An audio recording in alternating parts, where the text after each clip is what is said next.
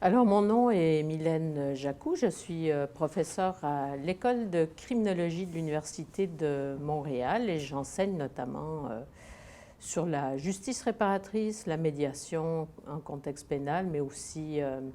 j'aborde dans mes cours les questions relatives aux Autochtones et au système pénal. Alors maintenant, j'aimerais peut-être aborder la question des origines de la justice réparatrice et puis je vais peut-être défaire tout de suite quelque chose qui est souvent véhiculé, notamment on entend souvent parler des origines lointaines et notamment des origines dans les traditions juridiques autochtones, que la justice réparatrice émanerait des sociétés autochtones. Alors, non que ça soit complètement faux, mais ce n'est pas totalement vrai non plus. En fait, pour régler la question assez rapidement, les anthropologues du droit ont mis en évidence le fait que les sociétés autochtones, les peuples autochtones, étaient surtout, avaient plutôt la propension à vouloir mettre en place des mécanismes pour rétablir l'équilibre qui avait été rompu par une conduite qui déstabilisait le groupe. Alors à partir de là, toutes les formes qu'on pourrait appeler de justice qui sont mises en place, c'est plutôt des formes de justice qui visent à rétablir cette harmonie-là, cet équilibre-là. Et à partir de là, bien, les Autochtones vont mettre en place une diversité de processus et de moyens, oui, avec la réparation, mais la réparation est une forme parmi d'autres. Je vais donner des exemples. Moi qui ai travaillé un peu plus sur les sociétés inuites, par exemple, les Inuits pouvaient, dans certains cas, mettre en place des pressions plutôt psychologiques pour faire en sorte que le fauteur de troubles puisse se comporter à nouveau selon les normes du groupe. Donc on exerçait une pression qui pouvait se manifester par exemple, ne plus l'appeler par son prénom pour lui faire vivre une forme d'ostracisme psychologique. Donc voilà, je donne cet exemple-là juste pour illustrer que les moyens mis en place par les Autochtones n'étaient pas toujours centrés sur la réparation. Mais ceci dit, c'est vrai que les Autochtones avaient plutôt tendance à utiliser des formes de justice dites négociées, fondées sur le dialogue, fondées surtout sur le maintien de l'individu dans le groupe. Donc, mettent en place des formes de justice beaucoup plus inclusives et donc très différentes de ce que nous, comme société dite occidentale, on a mis en place. Des formes de justice qui sont centrées sur la punition, l'expulsion, l'exclusion, évidemment qui prend la forme de la détention. Donc voilà, moi je voulais un peu revenir là-dessus parce que c'est toujours un petit peu tendancieux de dire que la justice réparatrice vient des peuples autochtones. Donc voilà, pour clore ce sujet-là, oui, les Autochtones utilisaient des formes de réparation, mais utilisaient beaucoup d'autres choses. Alors, ce n'est pas tout à fait juste de dire que l'origine de la justice réparatrice vient des Autochtones, d'autant plus que ce qui est mis en évidence, c'est que la justice réparatrice se retrouve davantage dans les sociétés traditionnelles plutôt communautaires, dites sans État. Donc, ça fait en sorte qu'on va retrouver aussi des formes de justice réparatrice jusqu'au Moyen Âge en Europe. Bon. Donc voilà, ça défait un petit peu ce mythe du lien entre autochtones et justice réparatrice, mais c'est vrai, ceci dit, que les formes de justice réparatrice sont très ancestrales, mais on les retrouve dans de multiples sociétés. Et donc voilà, c'est ça que je voulais un petit peu défaire, ce lien qui est trop facilement établi entre justice réparatrice et autochtone. Alors concernant maintenant les origines, on va dire, plus contemporaines de la justice réparatrice, on peut situer l'émergence de la justice réparatrice autour des années, de façon plus formelle, je dirais, fin des années 80, début des années 90, mais évidemment, il y a avant la formalisation de ce modèle, on peut dire ça comme ça, il y a ce qu'on pourrait appeler des mouvements précurseurs de l'avènement de ce modèle ou ces modèles de justice réparatrice. Puis notamment, moi, j'ai tendance à dire que ces mouvements, ils sont très différents, ils sont multiples, et je dirais qu'il y a un premier ordre de mouvements qu'on pourrait appeler les mouvements critiques, qui vont mettre notamment, enfin des mouvements critiques qui vont notamment critiquer le modèle punitif de notre système de justice avec tous ces effets pervers et contre-productifs, de stigmatisation, et qui finalement, la punition ne résout pas grand-chose. On a notamment à travers ça critiqué l'exclusion du coupable, le traitement du coupable. Donc il y a tout un premier mouvement critique à l'égard du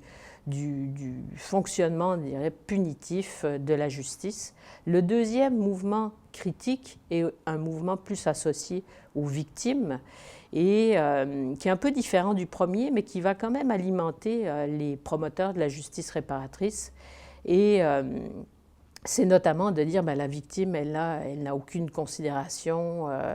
elle n'a aucune place dans le système de justice. Alors non seulement elle n'a aucune place dans le système, mais en plus, elle n'est pas réparée. Souvent, d'ailleurs, on va parler de victimisation secondaire de par le traitement du système de justice. Donc voilà, c'est le deuxième mouvement, plus associé à une critique de la mauvaise prise en compte de la victime dans le système de justice, qui va alimenter les promoteurs de la justice réparatrice, qui vont dire il faut mettre en place des formes de justice qui vont considérer la réparation et l'inclusion des victimes dans la justice. Donc ça, c'est le deuxième mouvement critique. Et puis le troisième mouvement, c'est un mouvement plutôt critique à l'égard de ce qu'on peut appeler le modèle de la réhabilitation, qui vise en fait à s'occuper de l'auteur, à le considérer comme étant un individu qui a des besoins de traitement, de rééducation, de soutien psychologique. Donc voilà, c'est ce qu'on pourrait mettre sous le chapeau de la réhabilitation. Alors ce mouvement critique à l'égard de la réhabilitation va aussi alimenter la justice réparatrice en se disant, non seulement on s'occupe que de l'auteur, la réhabilitation est centrée sur l'auteur, ça a été notamment critiqué, mais l'autre ordre de critique envers cette réhabilitation, c'est de dire que l'auteur, finalement, ne ressort pas nécessairement mieux guéri ou mieux traité. Alors, il y a eu beaucoup d'études qui ont montré que la réhabilitation ne portait pas ses fruits et que finalement n'avait pas beaucoup d'emprise sur la récidive. Il y a même certains auteurs qui vont dire de toute façon, le traitement et la réhabilitation, c'est une punition qui est déguisée. Donc voilà, c'est le troisième mouvement critique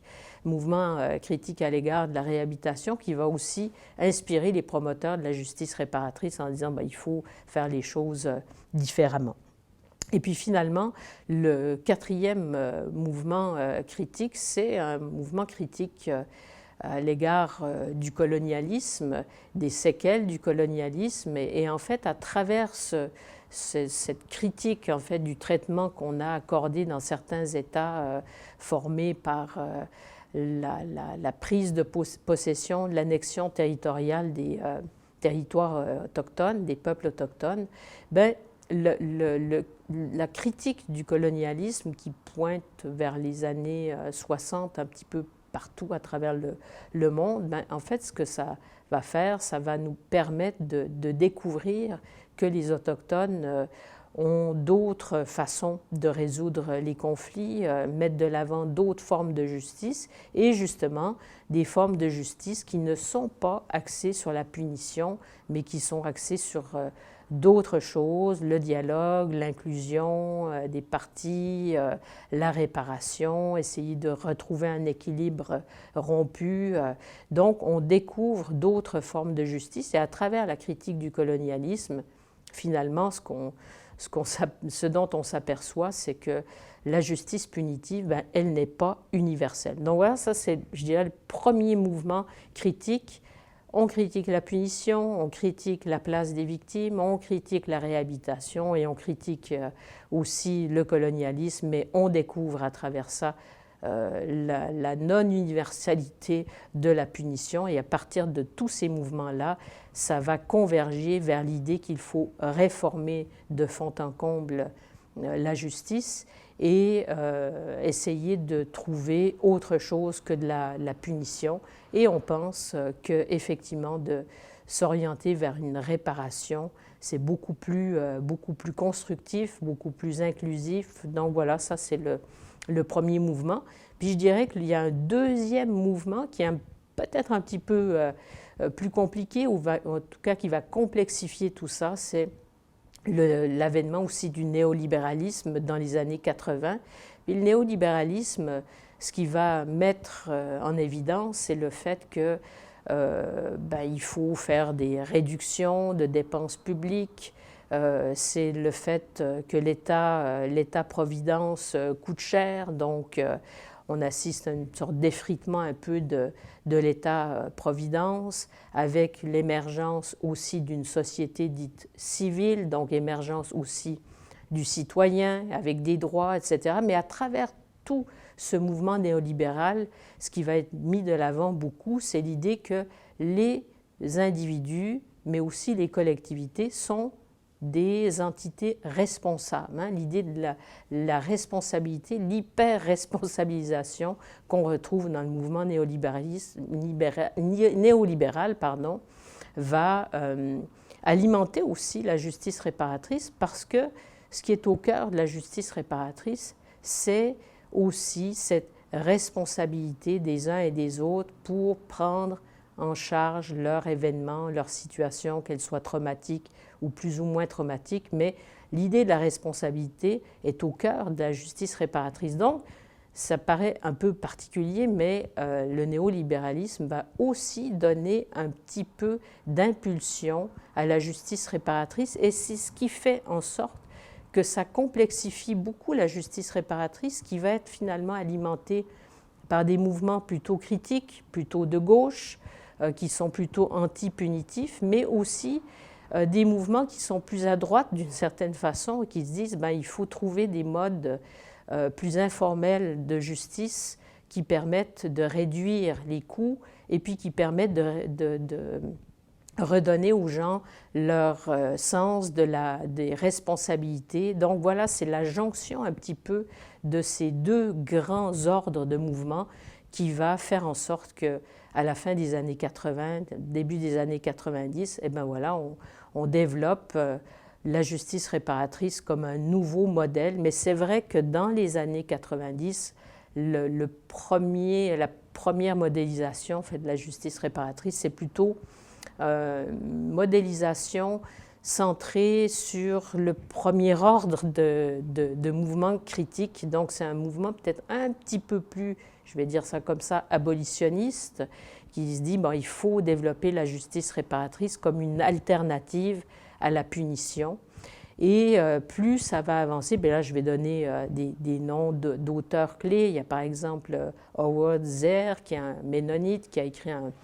livre culte qui s'appelle Changing Lenses. Donc c'est vraiment l'idée de changer de lunettes, changer d'orientation, changer de vision, et qui va proposer vraiment de